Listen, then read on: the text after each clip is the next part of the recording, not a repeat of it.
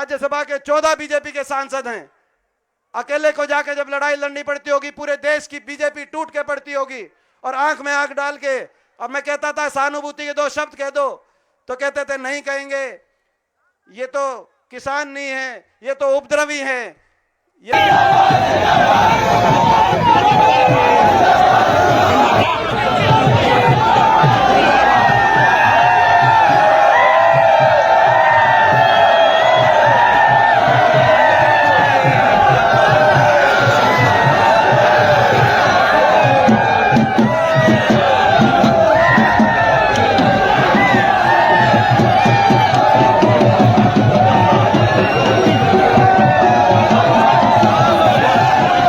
और उस समय अच्छे दिनों का नारा बीजेपी लेके आई, लोगों ने विश्वास किया, कहा कि शायद कुछ अच्छा हो। लेकिन आज 9.5 साल के बाद हम ये सवाल पूछते हैं इस सरकार से, खट्टर साहब से, कि क्या हुआ कि जो हरियाणा विकास में नंबर 1 था, 9.5 साल के बाद विकास की पट्टी से उतर गया, आज बेरोजगारी में नंबर 1 हरियाणा बना दिया खट्टर साहब आपने।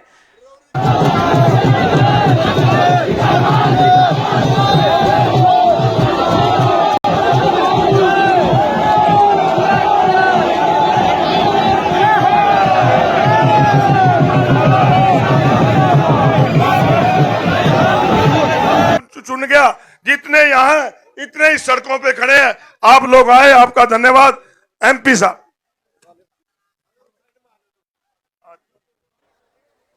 और आपको बहुत बहुत मुबारकबाद देता हूं।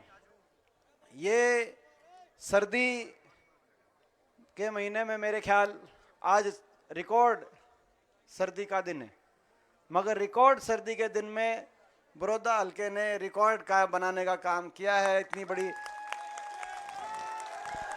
और ये मैं समझता हूं कि, और इतनी सर्दी में इतनी देर से आप लोग यहां बैठे हैं, ये भी एक रिकॉर्ड है। ये आपकी भावना,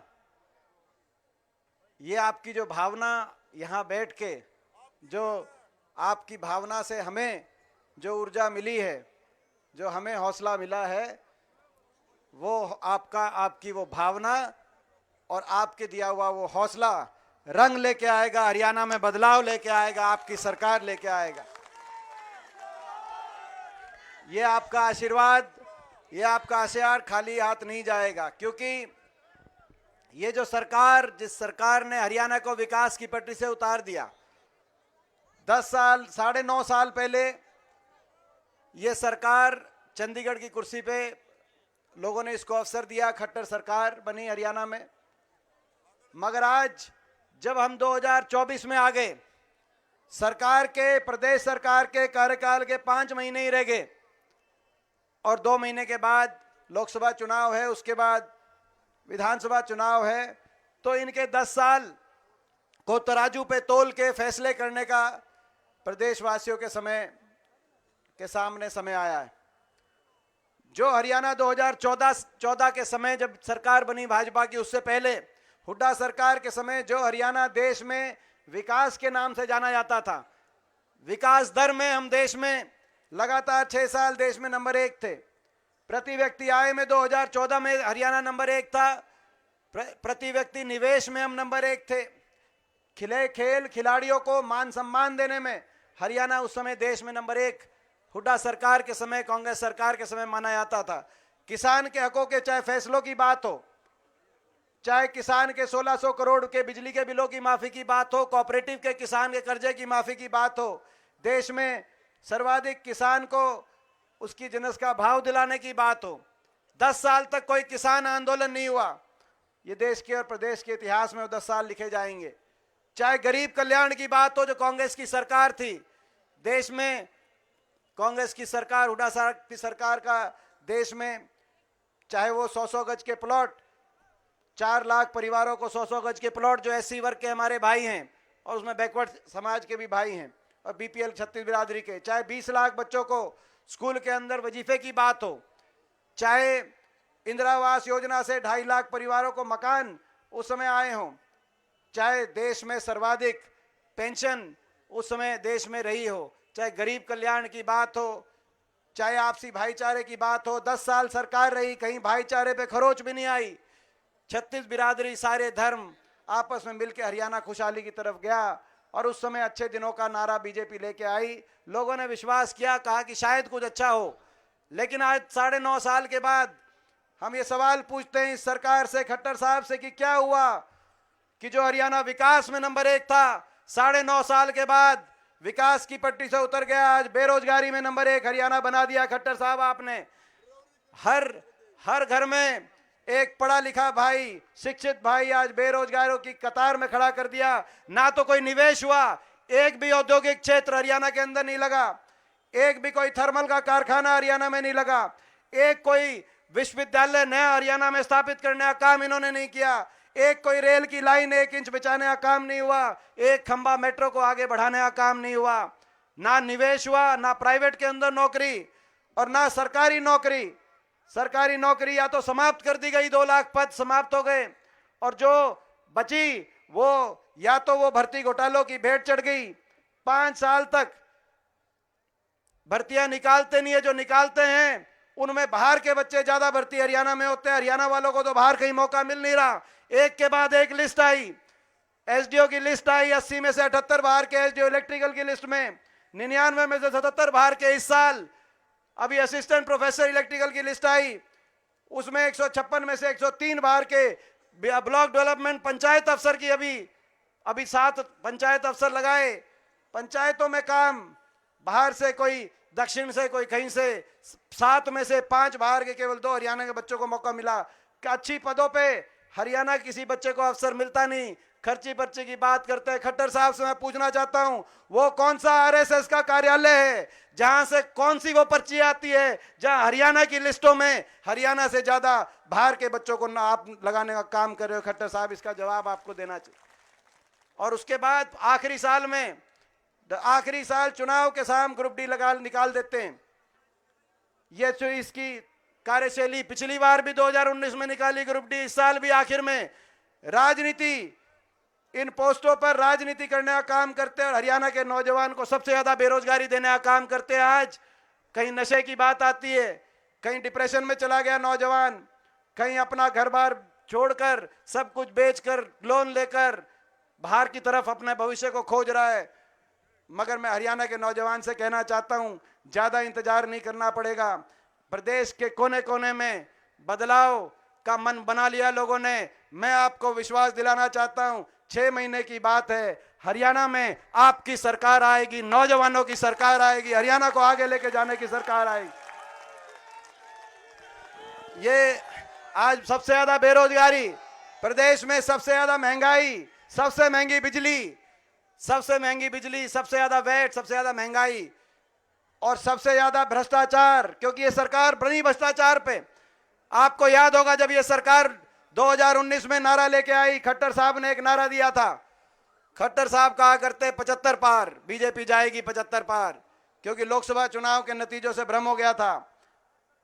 दूसरा एक और नारा आया, दुष्यंत चौटाला नामक एक पार्टी बनी, जेजेपी पार्टी बनी थी कि नहीं बनी थी, वो भी एक नारा आया, क्या कहा? जमुना पार। एक कहा करता 75 पार, दूसरे ने कहा जमुना पार। इलेक्शन का नतीजा आते दोनों बन गए पक्के यार। न्यू क्या करता बीजेपी ने, करो जमुना पार। बीजेपी तो कर दी थी लोगों ने जमुना पार, लेकिन जमुना पार तक टो के लाया, जमुना में डुबकी लवाई और चंडीगढ़ में शपथ दिलवाई। यह बनी कि नहीं बनी? और कह दिया कि 5100 बुढ़ापा पेंशन का समझौता कर रहे हैं, 75% फैक्ट्रियों में हरियाणा के नौजवान का समझौता कर रहे हैं। आज तक दोनों लागू नहीं हुए। हमने कहा था कि बीजेपी के खिलाफ वोट दिया लोगों ने, आप हमारा समर्थन करो, 5100 पेंशन पहले दिन से लागू करेंगे। मैं पूछना चाहता हूं हरियाणा के बड़े बुजुर्गों को, आज 5 साल के बाद वह 5100 पेंशन आई या नहीं आई, मैं आपसे पूछना चाहता हूं। ज्यादा इंतजार नहीं करना पड़ेगा आपको भी, 6 महीने की बात है। 6 महीने के बाद आपको पता है, 6 महीने के बाद उस विश्वासघात का भी बदला हम लेंगे। बुढ़ापा पेंशन का समझौता नहीं था, हरियाणा में भ्रष्टाचार करने का समझौता था, महकमे बांटकर प्रदेश की भली भली जनता को लूटने का समझौता था। माइनिंग का महकमा किसके पास गया? शराब का महकमा किसके पास गया, एक्साइज का महकमा किसके पास गया, भ्रष्टाचार की फाइलें कैसे बंद कराई, सारे महकमे, किस महकमे से कितनी कौन लुटाई कर रहा है, ये शायद लिस्ट हमारे पास भी ना हो। इन्हीं के विधायक, हिसार नारनौंद के इन्हीं के एक विधायक ने, दादा गौतम ने अगले दिन कह दिया था कि खोपर बढ़ गया, सारे महकमे लेके एक लाई जिमने लग रहा है।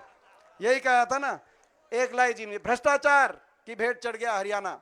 मगर इससे भी ज्यादा जो टीस है मेरे दिल में, ठीक है हरियाणा आज बेरोजगारी में नंबर 1 बना दिया, महंगाई में नंबर 1 बना दिया, भ्रष्टाचार में नंबर 1 बना दिया, विकास की पटरी से उतार दिया, लेकिन हर वर्ग का जो तिरस्कार किया इस सरकार ने।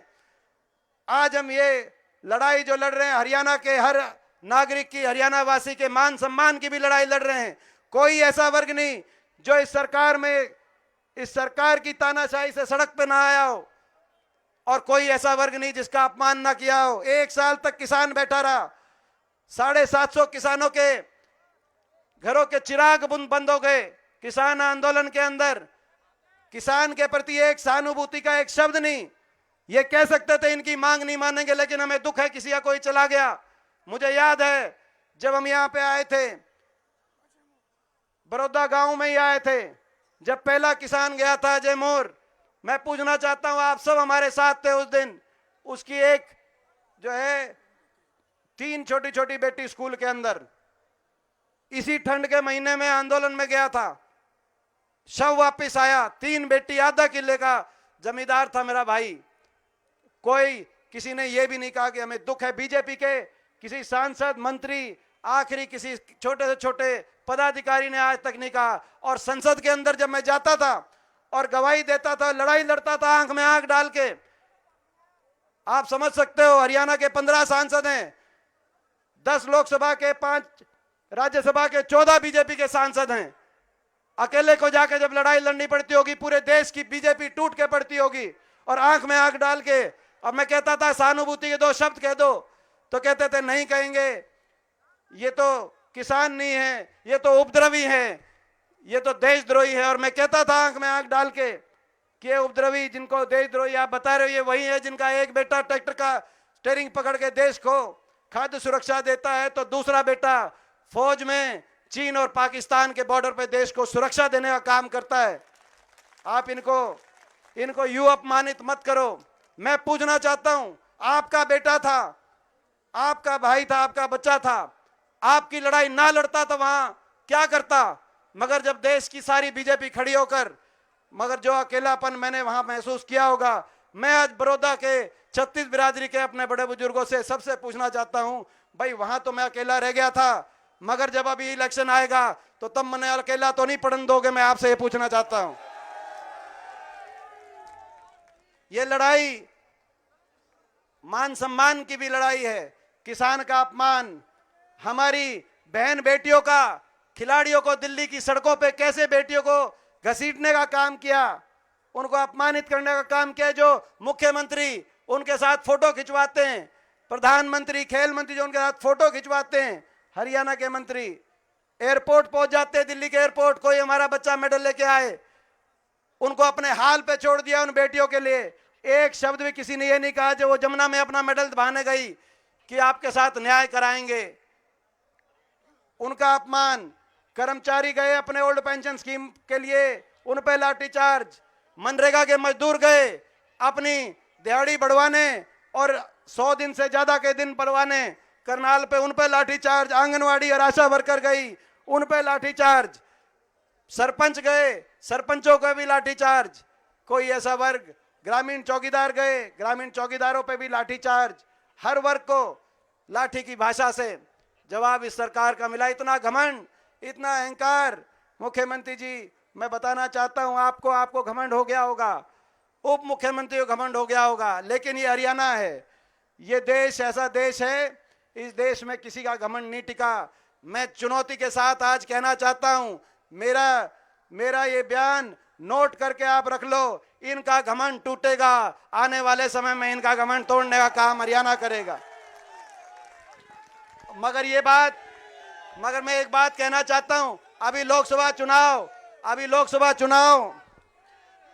ये लोकसभा चुनाव में पूरी देश की नजर हरियाणा पे होगी। लोकसभा चुनाव में पूरी देश की नजर हरियाणा पे होगी। हरियाणा क्या जवाब देता है, हरियाणा किसके साथ खड़ा होता है, उन किसान परिवारों के साथ, उन किसानों के साथ, या उन किसानों के साथ अन्याय करने वाले के साथ। हरियाणा किस तरफ खड़ा होता है, उन बहन बेटियों के साथ या उन पर अन्याय करने वालों के साथ। हरियाणा किस तरफ खड़ा होता है, उन गरीब के साथ या उनको साथ अन्याय करने वालों के साथ, उन बेरोजगारों के साथ, देश में जो सबसे ज्यादा बेरोजगारी झेल रहे हैं या बेरोजगारी देने वालों के साथ। हरियाणा किसके तरफ खड़ा होता है, उन अहंकारियों के साथ या जो उनके अहंकार तोड़ने की और हरियाणा को विकास में दोबारा नंबर 1 बनाने की लड़ाई लड़ रहे हैं। राज आपका बनेगा। हरियाणा के कोने कोने से आवाज आ रही है। मैं विश्वास दिलाता हूं पूरे प्रदेश में एक एक, आप देखते हो एक दिन भी हम रुकते नहीं हैं, किसी दिन घर पे रुकते नहीं हैं। 10 साल हो गए लगातार लड़ाई लड़ रहे हैं, ना घर देखा ना परिवार देखा, लड़ाई लड़ रहे हैं, मान सम्मान की लड़ाई लड़ रहे हैं, हरियाणा को दोबारा से विकास की तरफ लेके जाने की लड़ाई लड़ रहे हैं। आप भी साथ उस लड़ाई में बहुत हौसला देते हो, लगते हो। मैं ये कहना चाहता हूं, मगर ये जो अग्नि परीक्षा लोकसभा चुनाव की आएगी, इसमें जितना भाई एक के पास मैं जाऊंगा तो 10 के पास आपको भी जाना पड़ेगा। मैं ये पूछने आया हूं आज बड़ौदा हल्के से। इसमें लड़ाई मिलजुल के लड़नी पड़ेगी। ये चक्रव्यूह रचेंगे, ये चक्रव्यूह रचेंगे हरियाणा की तरफ। पूरे देश की नजर होगी। पिछली बार रोहतक में आपने देखा था, सोनीपत में आपने देखा था, रोकने के लिए साम दाम दंड भेद सरकारी हर मशीनरी का दुरुपयोग कि दोबारा से किस तरीके से रोकें। इस बार भी बीजेपी के सारे सांसद, जब मैं जाता हूं पार्लियामेंट के अंदर, खुल के कहते हैं हमने प्लान बना लिया है, देश में सबसे ज्यादा तेरे को निशाने पे हमारी पार्टी लेगी। और मैं कहता हूं आप ले लो मेरे को निशाने पे, मुझे कोई परवाह नहीं। मेरे साथ 36 बिरादरी का मेरा भाईचारा, मेरा परिवार है, आप निशाने पे ले लो। तो ये तो भाई मैं आपसे पूछना चाहता हूं, इस चुनाव में मैं हुड्डा साहब को पूरे हल्के की तरफ से, भाई ये पूरे अपने हल्के की तरफ से, आप सबकी तरफ से हुड्डा साहब को ये आश्वासन हम दिला दें भाई कि भाई आप ये लड़ाई में, आप पूरे हरियाणा में आपको जाना है। ये 6 महीने देखो, एक बात कह के गए थे, आप समझना, छोटी बात को ज्यादा समझना। चौधरी छोटू राम ने एक बात कही थी, चर्चा तेरी बर्बादी की, चर्चा तेरी बर्बादी की लिखी आसमानों पे, चर्चा तेरी बर्बादी की लिखी आसमानों पे, नहीं समझेगा तो मिट जाएगा, दास्तां भी नहीं पाओगी दास्तानों में। मैं आज आपको कह रहा हूं, ये जो चुनाव है, ये चुनाव हरियाणा के भविष्य को बचाने का चुनाव है। इस चुनाव में सबको मिलकर लड़ना, आज माहौल आपका बन गया। पूरे प्रदेश में सबको पता है बदलाव होगा, लेकिन घर में, यहां घर से जो ताकत मिलेगी और जो काम बांट के चलेंगे तो इस रास्ते पे हम आगे पहुंचेंगे। तो मैं आपसे पूछना चाहता, 6 महीने के लिए हुड्डा साहब को पूरे हल्के की तरफ से ये विश्वास दिला दें कि भाई आप यहाँ पे आओगे नहीं आओगे, किसी की कोई हाजिरी लगेगी नहीं लगेगी, आपकी हाजिरी हम लगाएंगे, आपकी लड़ाई हम लड़ेंगे, जहां आप कब कहोगे वहां पहुंचेंगे। भाई एक बार हाथ उठा के बताओ अगर ये प्रस्ताव। बहुत बहुत इस आशीर्वाद के लिए आपका धन्यवाद। जय हिंद, जय राम जी की।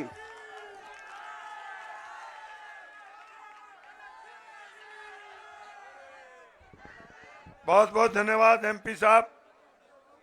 अब मेरा अनुरोध है, पार्टी के प्रदेश के अध्यक्ष, बहुत ही जुझारू, बहुत ही सीनियर नेता, जो लगातार जब से पार्टी के प्रेसिडेंट बने हैं, पार्टी के हर छोटे से छोटे कार्यकर्ता को एक सम्मान देकर हरियाणा प्रदेश में घूम घूम कर पार्टी को मजबूत कर रहे आदरणीय चौधरी उदय